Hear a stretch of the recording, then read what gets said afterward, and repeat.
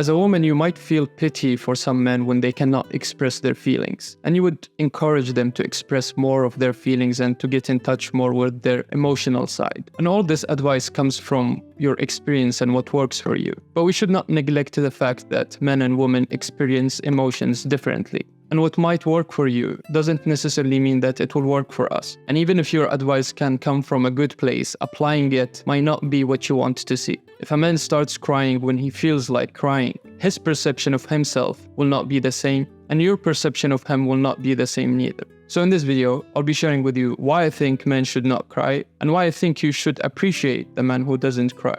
Observing your man crying and so that he needs your emotional support, the person that should be a pillar of strength for you as a woman, is in no way going to make your relationship stronger. I myself, personally, I don't complain because I don't feel the need to have sympathy from people, especially if they cannot solve my problems. I will experience sad moments, but I will not have the need to verbalize them. Sympathy makes us feel weak, and trust me, it does not help us overcome our inner battles. It's not the same as you have. This is the fundamental error that many get. Men and women are not the same. The emotions that we experience, we can be both sad, but we will verbalize our emotions differently. If you would want a man to be open and to react to his emotions openly, you would have him even be angry. When you feel sad, you cry. But when a man feels sad, he can be angry. Do you want your man to be shouting in the house just because he feels sad? So a stoic man is better than a man who reacts to his emotions, because you want the man to be open with his emotions, but what you really don't want is how he would react to being open with his emotions. Because we do not get satisfaction from speaking about our problems. We don't get it the same way you do. As a woman, you would feel a relief to speak about your emotions and how sad you are, and you would eat ice cream during that, and you'd feel better about yourself. But for us, this does not help us. We feel sad deeply. And if we are able to work through these emotions on our own independently, this is how we feel better about ourselves. In the eyes of God, every human being is rewarded for being patient. Whatever the problem might be, it's better to keep it to yourself. And God gave man more strength to be able to endure more struggles. And so for us to be seen as patient in front of God, we should keep our struggles to ourselves. And we should avoid complaining to human beings who cannot change our circumstances.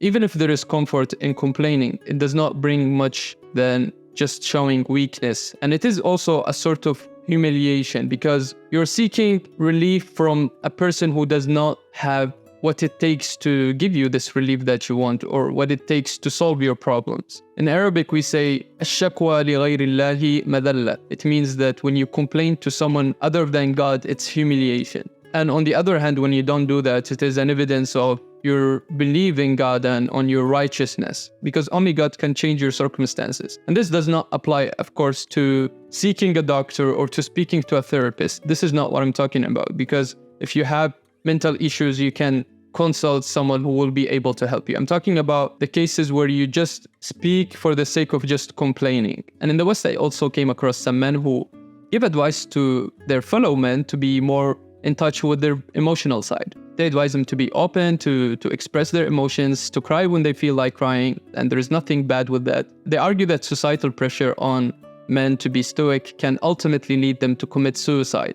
And this perspective cannot apply to the Muslim world. In Muslim nations, we do not face this issue. No matter how challenging our situation can be, and even though we can experience also mental health issues as every human being, the probability of us committing suicide is less likely. Suicide rates are the lowest in Muslim nations because God forbids us from taking our own life. Lower to middle income countries, regardless of their challenges, regardless of any situation, suicide will not be an option. And if you look that up, you'll find that we have few cases, but it's usually people who have diverted from the teaching of the religion and its principles.